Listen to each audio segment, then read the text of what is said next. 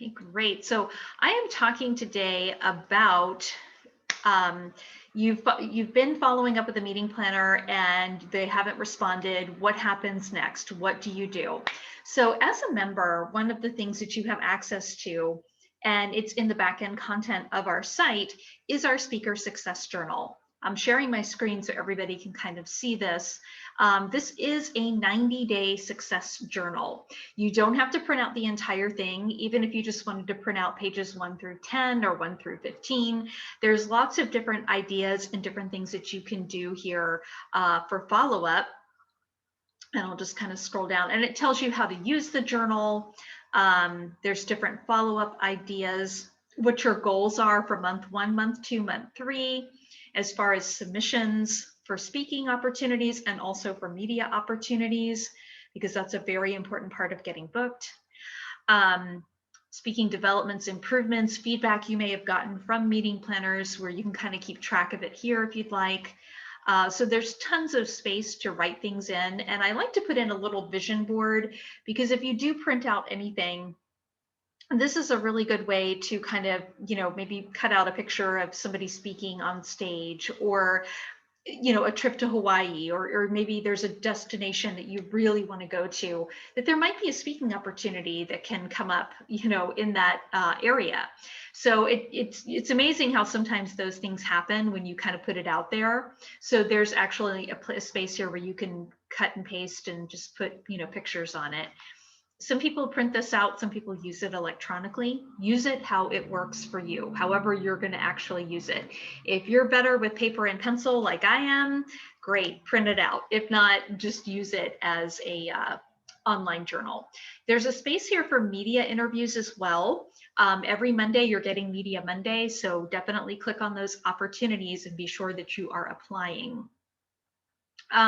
Sponsor ideas, if there are opportunities for you to secure sponsors for some of your events, that's always a good idea to keep track of that as well. And you can do that here.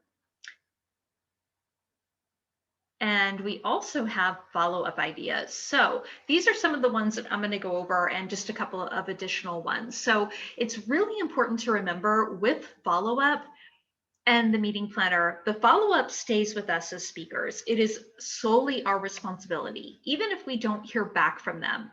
I recently closed a deal for myself that I have been following up with this meeting planner for 2 years, February of 2019. So maybe a little bit over 2 years. So consistent follow-up, not that you're doing it all the time, but keeping track of the last time that you've contacted this person is crucial, and when you need to contact them again. So these are some things that we have inside of the journal as well, with our daily, let's see, there's also expenses. I just want to show you really quick a copy of what the actual journal looks like, the printout. Okay, so for example, you could put the meeting planner's name here in the journal. This is what I do. I put down their phone number. So if I know, like, the next day I have 10 meeting planners I need to follow up with, I'm going to write all of those in here. And if I need to, I'll just overflow here with the day schedule. There's space here where you can actually put in the times you need to call them back, or your own schedule. You can use it as a day planner too, however you feel like it will work for you. But once you've called that meeting planner, you can put a little check mark here in the checkbox. So, or you can put down LVM for left voicemail, or VM, you got their voicemail, or callback, CB, no answer, NA. Or if they're saying call back in 90 days, then you kind of know where you stand with each one. If you're doing about 8 to 10 calls a day, that should only take you about 15 to 20 minutes total if you did that every day. So if you were using the planner every single day, here's the space where you can put in the meeting planner's information and that you called them, and maybe what transpired as well. So if you left voicemail, I have a couple of different things that I use for abbreviations. I use LVM for voicemail, or left a voicemail. LM if I left a message with an actual human being. I'll put NA for no answer or not available. CB for call back if they're asking me to call back another time and when they want me to actually call back. So you can put all of that here in the planner if you want to use that. If you have your own process, great. But if you don't, this is something good to start with. I want to go back up to the follow-up ideas here really quick. And you can always add to this list. That's why there's extra space here. So some of the follow-up ideas, again, follow-up will always fall on you. If you have just met a meeting planner, let's just say you did one of our auditions, or you're doing one coming up and you had an opportunity to do a pitch to the meeting planner, and they gave you feedback and you took notes and you went back and you looked at your recording and you looked at the feedback that they were giving you. One of the first things I like to do anytime I talk with a meeting planner, and you can get these, you know, I go to the dollar store, a pack of 8 is $1 for little thank you notes, Hallmark Expression thank you notes. They're real tiny. It takes 2 seconds to jot down, hey, it's so great to to meet you. Thank you so much for your feedback. I really appreciate it. And I look forward to talking with you soon. And drop it in the mail. Sending a thank you note, a handwritten one in the mail, is going to be huge with meeting planners, because if you think about it, every day people wind up getting mail, but it's usually something like a bill or, you know, something, it's junk mail. When they get a thank you note in the mail, I have had it happen many times. I get an email that will say, hey, thank you so much for sending me the thank you note in the mail. I really appreciate that. Thank you so much. And I think it's kind of silly that they do that, but I think it's because people don't do that personal touch anymore. So that is what I do first and foremost. Now, another thing I do is if once I've done this, I might wait a week or two. And I will either call them or reach out via email and just say, I wanted to let you know I did implement those changes that you had. I'm just curious, do you have anything coming up that you feel I would be a good fit for? And, keep it short and sweet. So just kind of like a follow-up email. If you don't hear back right away, don't feel like, oh, they're not interested or they have nothing. As someone who has worked as a meeting planner before, I can tell you it is a very well-rounded, tough job. A lot of times a meeting planner, if they have one event that they're planning or if they have multiple, it's not just educational lineup that they're working on. So they may be responsible for booking the educational lineup, getting that done, but they're also responsible for getting butts and seats, filling up the event, selling out exhibitor space or getting sponsors. And then of course, doing the day-to-day minutia type events that or activities that have to be done with an event. And that could be everything from ensuring there's no issues with the venue, making sure catering has everything that they need. So there's so many different aspects to it. And you have so many different types of people that you're interacting with, not just speakers, but people who want to attend the event, people who want to exhibit, the actual event venue, and all of those people that are associated with it. So it can be overwhelming. It can be a very, very busy and challenging job. So if they don't get back to you right away, again, never take offense to that. Even I've had people ask me, well, the meeting planner only stayed on the phone with me for 5 minutes. Is that a bad sign? And no, it's not. All the meeting planners I know, it's the same way. They're trying to get off the phone so they can get on to the next activity that they're doing. They do take very good notes and everything, but usually if they get their questions answered in regards to what they need for the educational lineup, great, they're moving on to their next task. So just keep that in mind. And, for those of you who are in a similar industry, you can probably relate to that. I only know because I used to do meeting planning and I know how tough it can be. So a lot of times just, keep that in mind. They have so many other things going on that unless it's something that needs to be done right then and there, they have to really prioritize and juggle their time correctly. Over the next couple of weeks, things you can do, sending them an article of interest. So for example, I think everybody met Daphne. Daphne Heron is a hospitality meeting planner. She's in the hospitality, that's like her realm. So anything restaurant related, hotel related, spa related, those are things that, affect her business. So if you come across an article where they're talking about how vaccination certificates might be required for you to have, and again, I'm making this up, but a day at the spa, something like that, that might be a good article just to tag and maybe send to her on LinkedIn, like maybe send a connection request along, hey, I thought you might be interested in this. I don't know if you've seen it yet. Not really mentioning anything about the event, but just an article of interest. You can connect with people on social media, connect with them on LinkedIn, connect with them on Facebook, connect with them on Twitter if they're on there, but make sure you're spacing these activities out.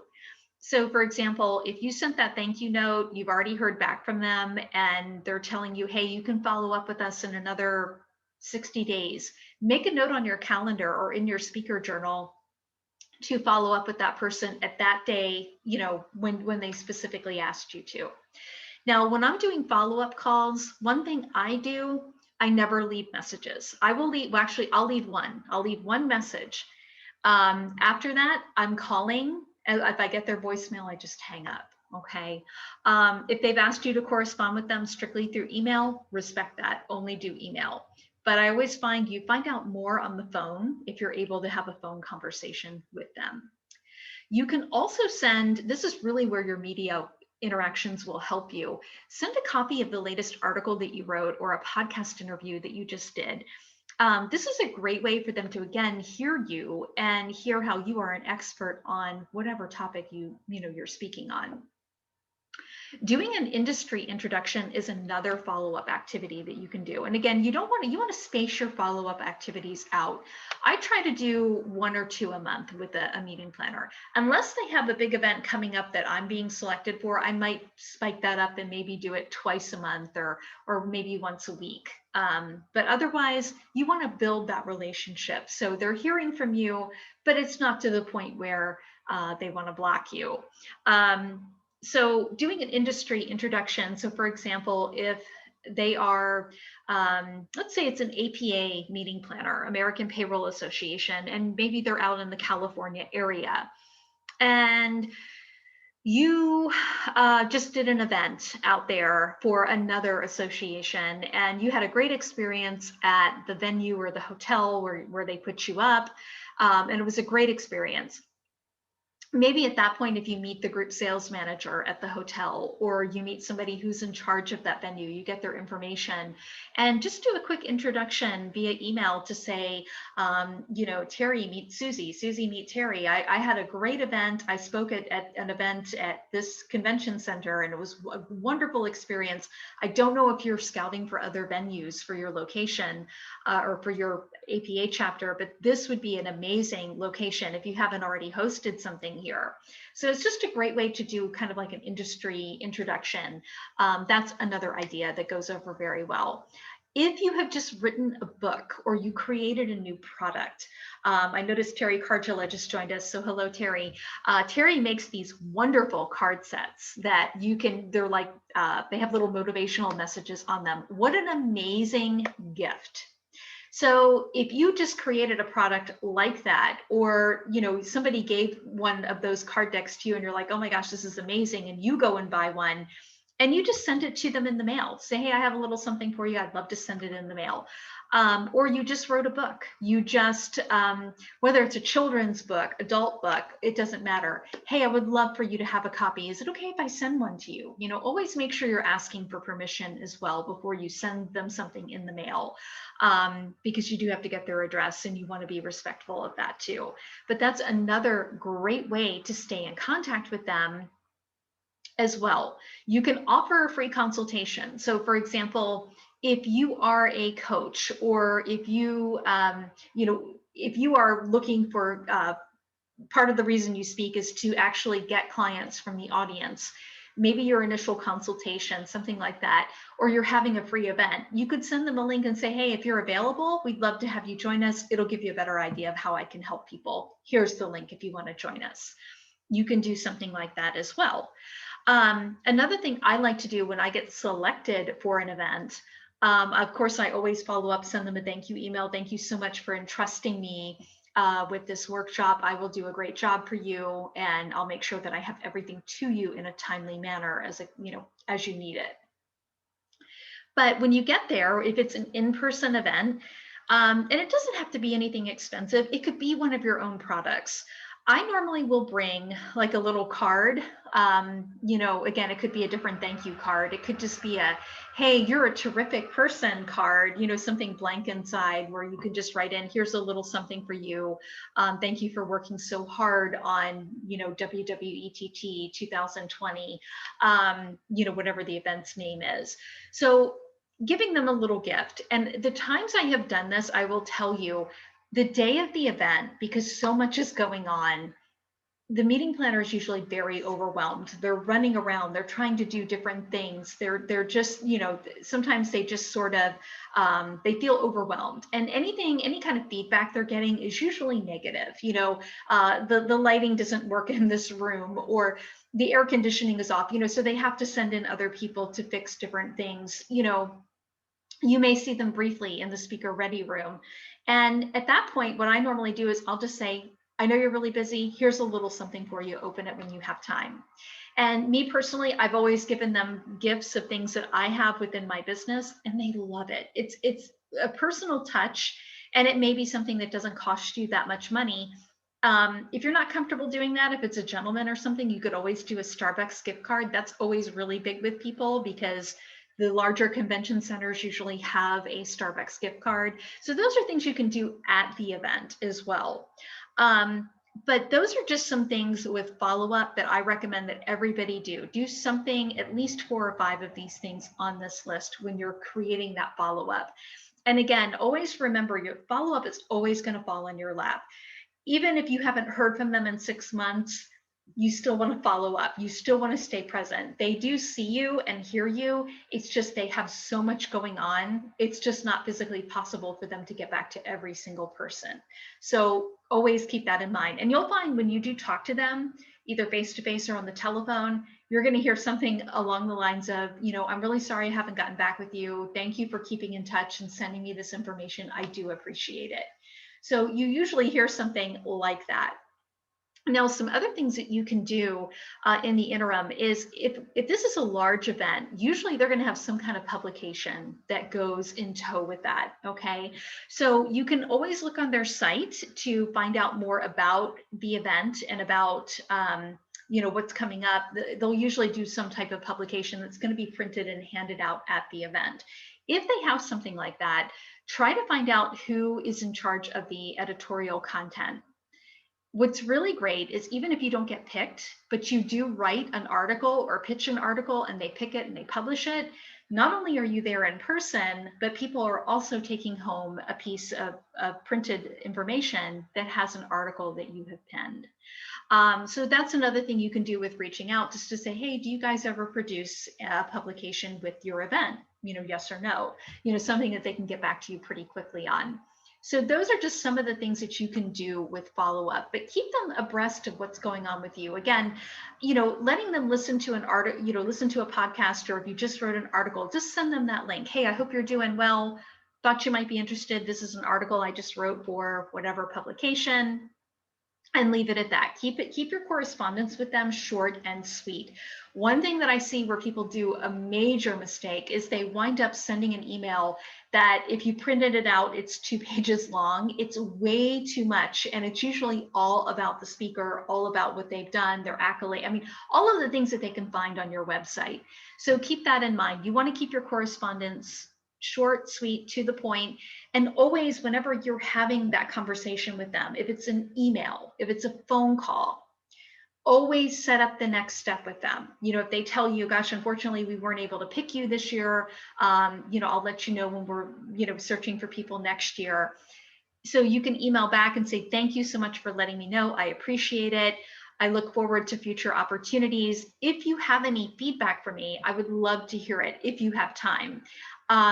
If not, would it be okay if I follow up with you in another 6 months, just to see how your next event is coming along, or if anything new has popped up? Would that be okay? ? And send the email, or ask them when you're on the phone. 9 times out of 10, they'll come back and say, yeah, that's fine. Let's chat again in 6 months. And make sure you're putting that down. If you're not using the speaker journal, make sure that you're putting that down in your content planner or on Outlook or whatever it is that you like to use, that you're going to use, that you're going to follow up. But usually when I do that, when I'm doing that follow-up call, I've set up that next step. When I do that follow-up call, I am actually going to leave one message, I'll leave one voicemail. And it'll be something like, hey, you know, Debbie, it's Carrie Heaps calling. I told you I would give you a call in 6 months. Guess what? That 6-month mark is up today. I hope you're doing great and would love to just connect with you for 5 minutes and find out what is going on with your next event and where those opportunities are that I might be able to fit into. And here's my phone number, and then I hang up. Now, if I don't hear from her in a week, I'll call back again, but I won't leave. If I get her voicemail, I won't leave a message. I only leave one. At that point, I'm going to keep calling until I get her on the phone. So it might take me a few more weeks of just calling once a week or twice a week at different times.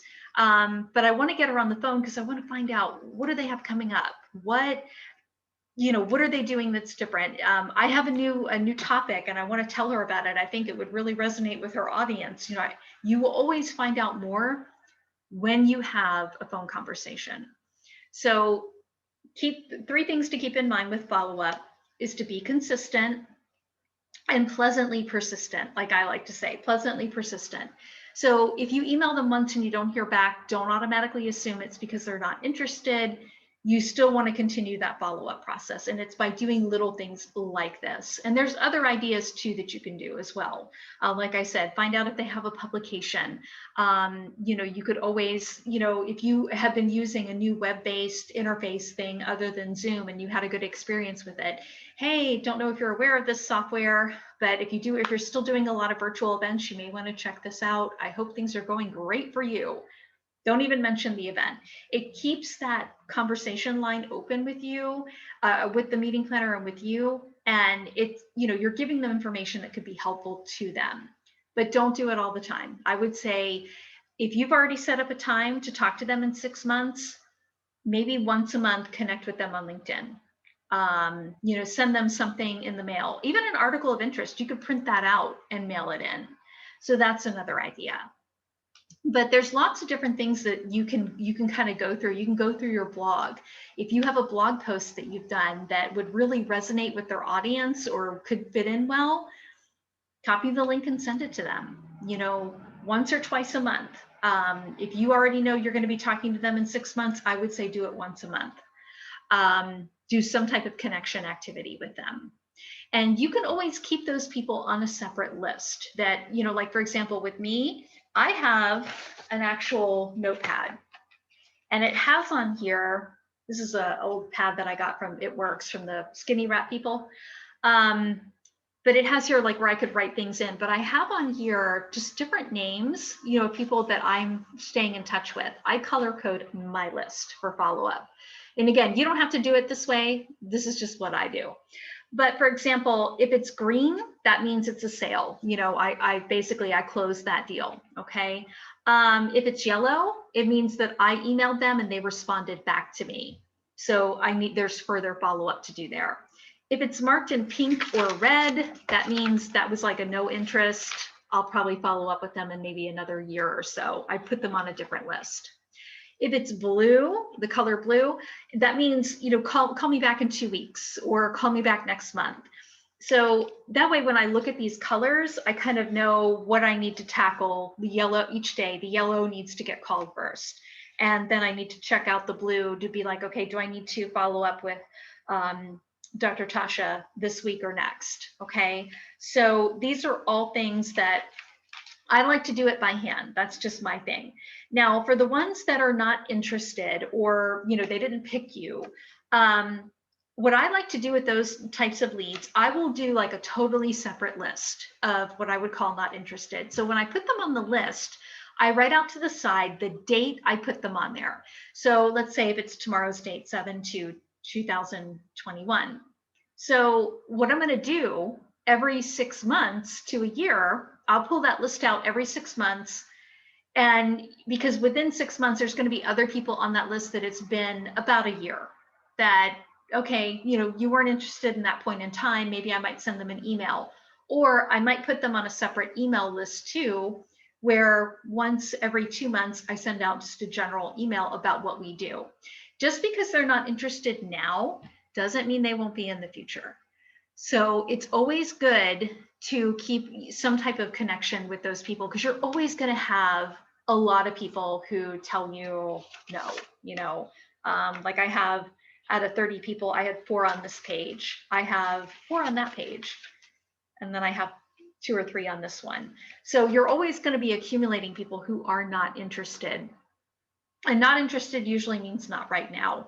So if I follow up with them in a year, I may reach out with a phone call or with an email just to say, hey, you know, when we talked last year, it just wasn't a good fit for you. I just wanted to find out what's going on with your association. What's happening now? Is there anything new coming up that you think I should be connected with? Or I might check out their website, and if they may have a totally new staff, or the person who is usually in line to handle all of this, like talking, you know, doing the educational lineup. And every association is going to, within a year, that position gets refilled. People serve their time. It's like serving time on a board. So that year is up. So Susie may not be on the board anymore. Now it's Nancy Sue. And I call Nancy and just say, oh, you know, I talked with Susie last year and there wasn't really a need for me, but I just wanted to introduce myself to you and tell you what I speak on. Do you have a minute to talk with me? Okay, great. And then I've turned that not interested lead into a brand new fresh lead that I can, like I had never called them before. So most associations, I'd say 95% of them, you know, their board, whether it's a local, state, or national association, that's always going to switch out. They're always going to have a president, past president. They'll have a board of people, but they're serving on the board as a volunteer usually. So that term's going to be for a year. Sometimes their term is renewed, you know, and that's okay. But a lot of times it isn't. They have someone new who's stepping into that role. So it's a brand new person for you to talk with. So if you really didn't hit it off with Susie, you might be best friends with Nancy. So keep those people on a separate list and follow up with them. On this page, and I did put in the chat notes, if nobody has seen this yet, that's the link to get the speaker journal. All you have to do is click on the link and you can download it. Again, it's 105 pages. It's 90 days is what I put together. This is what I use myself, okay? But again, everybody's different. If you don't, you can pull ideas from it, but if you want to print it out and use it, you can. But just know most of it is the journal pages, okay? So just make sure that you are, I'm going to scroll back down to the page, that you are keeping track of this. And if you're doing it like I do with the, you know, just a notepad, fine. Do what works for you at the end of the day. So, you know, make sure that you're just writing down each day you have a new group of meeting planners to call. I try to make it a goal to do 20 to 30 calls, but I'm not just calling for myself. I'm also doing it for Book, Speak, Repeat. But for me personally, I try to fill up my own page, okay? Also, too, just very quickly, what I have down here too that can also help you with your follow-up is if there's different things you need to work on. So maybe you need to create a new topic, okay? Or you need to work on a new book or educational product.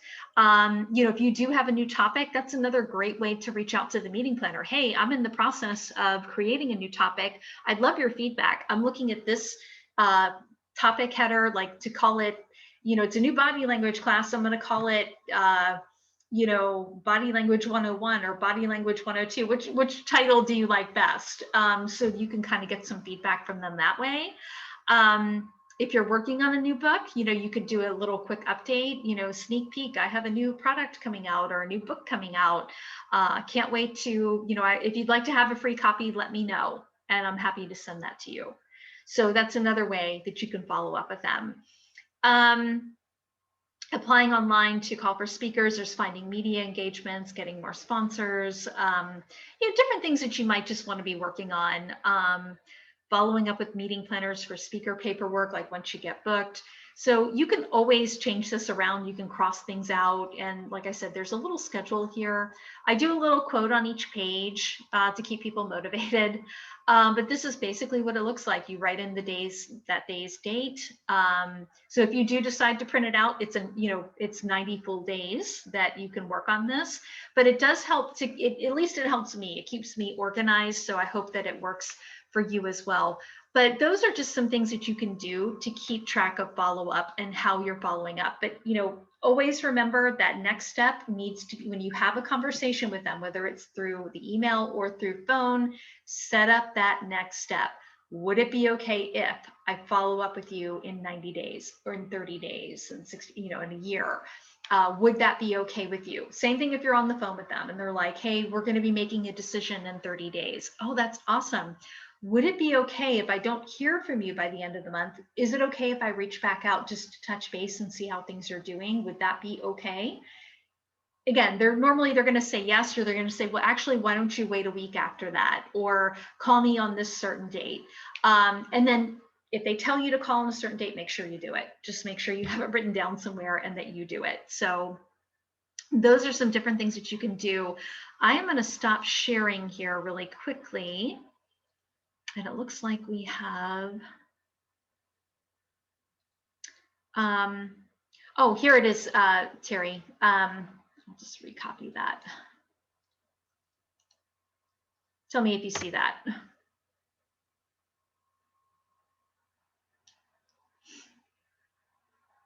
So I'm just going to stop the recording.